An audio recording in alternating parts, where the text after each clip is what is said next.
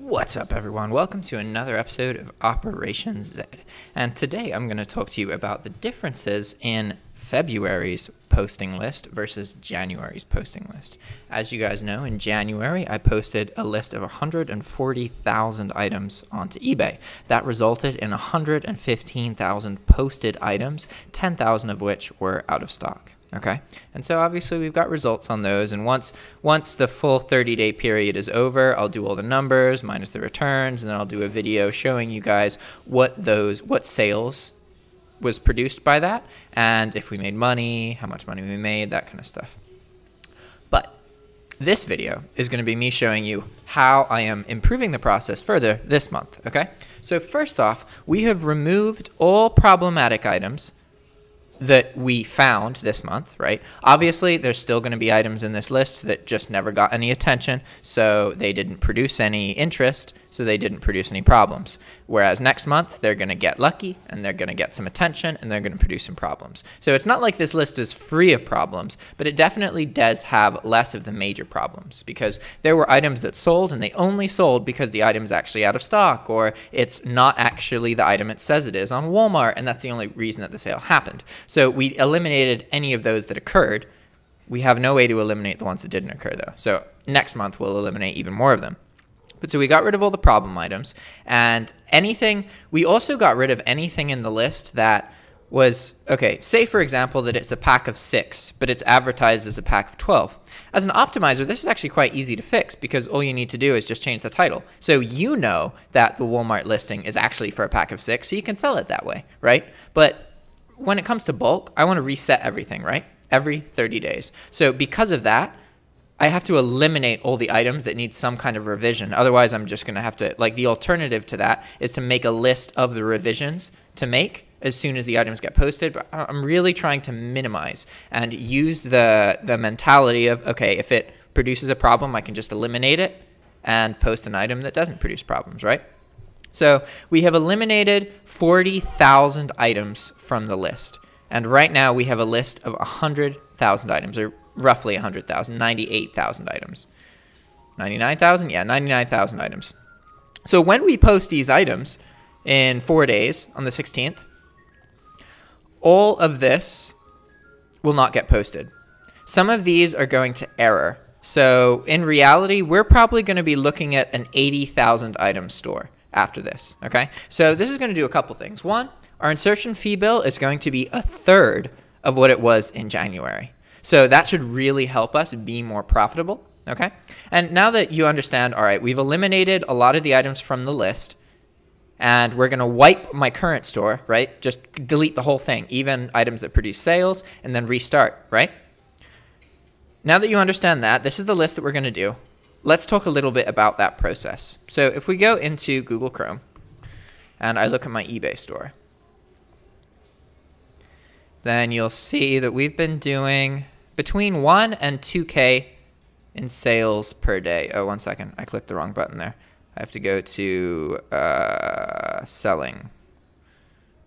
I'll just go to eBay. I have to make sure I don't show you any customer information. So my eBay and selling. Okay. So yeah, we've done between 1 and 2K. Our biggest day was January 30th, and that was 2.2K. And then the worst day was probably one of the beginning days. Yeah, January 19th. So that was like, I mean, you can kind of count January 16th, but that's day 1 of the posting process. So it wasn't until day 5 that all of our items were actually posted. So of course these are going to be less sales because we had way less items posted, right? But then like bad days were like $800 days, $800 days. Yeah, 800 was my lowest. But keep in mind that this is, if you guys have been a longtime follower of my channel, then you'll see that I got similar numbers to this sale-wise back when I first started with bulk posting. But the huge difference here is now I'm much more profitable. Because when I first started bulk posting, okay, I'm not just more profitable, but I'm also selling way more quantity of items. When I first was starting to do the bulk posting stuff, I also posted expensive items. I was actually targeting expensive items. So I commonly had days that were like 1 to 2K, but the reality is that I had way less sales because my average item price was much higher. I had items that cost $300, $400, $500, $600 that were selling, right? Whereas now, none of my items cost that much. And the only time that I get that much money in from one payment is when somebody buys like 10 or 15 of an individual unit. So having similar sales to when I did before actually means that we're having way more sales because our average item price is much lower. So that we have 1,000 to 2,000 and that's a good thing, basically. So let me talk a little bit more about this part right here. So the posting process starts on the 16th, and that's because that's the first day of that billing period for me, right? So we started on the 16th, posted our list, and then by the 21st, the list had finished posting, okay? That's 5 days, and see, what I could do now is slowly phase everything out. Ideally, I end it on the 29th day, right before it goes to post. But what I'm going to do is just wipe the whole store because it's easier that way. And it keeps things simple, okay? But by doing that, I'm actually kind of losing out on some sales because I'm paying for 30 days for each item, right? And some of the items will actually end up only having 26, 27 days. So if there's anything that we can do to speed up this posting process, and by that, I mean from the moment we enter the list into Hydra, and the moment that Hydra has finished going through the list, that takes up a period of days. The shorter that is, the better, because you want to maximize the amount of time that you're operating at your full store because you're going to be paying for all of it anyway, right? So one, our list is going to be smaller, so it's going to be faster to post. We eliminated 40,000 items, right? So it's going to take like 4 days now instead of 5, maybe 3 days. Ideally and hopefully, Hydra was just having a slow day when we did that and there was a high server load. So we're going to try and work around that this time. And one of the ways that I'm going to try and work around it is by posting way more entries into Hydra. Instead of separating this list into like 10 pieces, we're going to separate the list into like 20 or 30 different pieces, okay? And that's just because the way that Hydra works, I have a feeling that will result in it posting the items faster, but who knows? We will see. Ideally, well, realistically, there's not really much that we can do to make Hydra faster. It's all based on how many other people are queuing things and what servers they're currently using and all of that. So there's not a whole lot I can do there. But aside from that, we are going to be doing a couple things differently than we did the first month. So first off, the main difference that we're going to do is promotions. I have decided, if you guys saw earlier, I did a video showing promoted listings and then also promotions. Okay, so it's important that you understand the difference between promoted listings and promotions because they are two different things and they have the same word, promote, right? So it's confusing. So a promoted listing on eBay is when you're like, hey, eBay, here are my items. If you advertise this item more than you normally would, I'll give you a higher cut. So I give eBay 2% on the items that they choose to push, right? And so I launched this campaign like, when did I launch it? February 7th. So I launched it 5 days ago, right? See, test campaign 1. This campaign has produced 16 sales that wouldn't have happened otherwise. At least most likely they wouldn't have happened otherwise. And for those 16 sales, I pay like $11 in fees. So, you know, I definitely earned $11 from those 16 sales. So that's going to be fine. So this is definitely something that will increase our profitability. And I have to get more experience integrating it into the system. The thing that's really great about promoted listings is it works very well with the bulk methodology because I can easily apply this to all of my listings. And that's really what bulk boils down to. Can you do it only to individual listings? All right, then it's probably good for optimizers, but not so great for a bulk ran store, okay? But if you can do it to all of your listings at once, then there you go. Sam's your uncle, or whatever that phrase is that means yes. So let's look at this campaign real quick so you can understand it. First off, I am only running this campaign with a quarter of my items, okay? So if this is consistent, that means that if we were running this campaign on all of my items, then we would have roughly 60 additional sales. That's actually 10 sales per day extra, right? So this is very, very much worth doing. Definitely something that I'm going to integrate into the future bulk posting. So what's going to happen this time is I can't make the campaign until the listings are all live. So what we're going to do is we're going to post the list on the 16th, right? And then as the listings get created, then we're going to use File Exchange to export a list of all of the eBay item IDs. I'm going to split that list into 4 components, right? Because the max we can do per campaign is 25,000 listings. And then I'm going to do promotions for all of those listings at a rate of 2% of the sale, okay? So we don't pay anything extra unless the items actually sell. And then you can think of it, instead of paying 9.15% to eBay, we'll pay 11.15%, okay? So it pretty much just ups your final value fee. There's no other like I'm not paying eBay to do this and losing money if nothing happens. If nothing happens, then they don't get any extra money. eBay, I don't pay anything if nothing happens, right? So this is a really good thing to do because its cost is based on your performance of actually producing sales, right? So you don't have to have any kind of upfront capital to make this work, okay? And so that's how we're going to be integrating this into our next month's posting. And then also, I'll do a separate video because I could use you guys' help about this, but there are tools called like cross-sell, right? So let's look at an example of one of my listings real quick. We're gonna go to Dead Dog Deals eBay. Here we go. Now we're just gonna find some random item. Perfect. And now we're gonna scroll to the bottom, and you see this thing. So obviously it's not formatted well at all because I have a 4K monitor, so that screws things up, and this is not optimized for mobile. But cross-sell, you see that as you're looking in this, different items that I sell show up, right? And so this means that every one of my listings presents an opportunity for the person to browse and look at other stuff. I don't think this is going to produce that many other sales, but the point is this is free and easy to apply to all of my listings, right? This literally takes like 5 minutes, and I just click apply to all listings, okay? The issue here, and what I want to figure out before February 16th, is I need to find a version of this that is mobile friendly. Over half of the sales that occur on eBay occur on mobile devices. This will not even show up on a mobile device. So I need to find something like cross-sell, which is an eBay application that just injects this into all of your listings, right? Because normally my listings are created and they look like this. And then I use an application that just injects this part into the listing after the listing is created, right? You can see here it's got a promotion for cross-sell. So you can click on it and then it takes you to the eBay app, okay? But again, this cross-sell app in particular is not mobile friendly. So this part will not appear at all on mobile browsers. So what I need to do is find something that does the same thing where it injects a gallery of your other items into each item description without violating eBay's like active content and all that kind of stuff, right?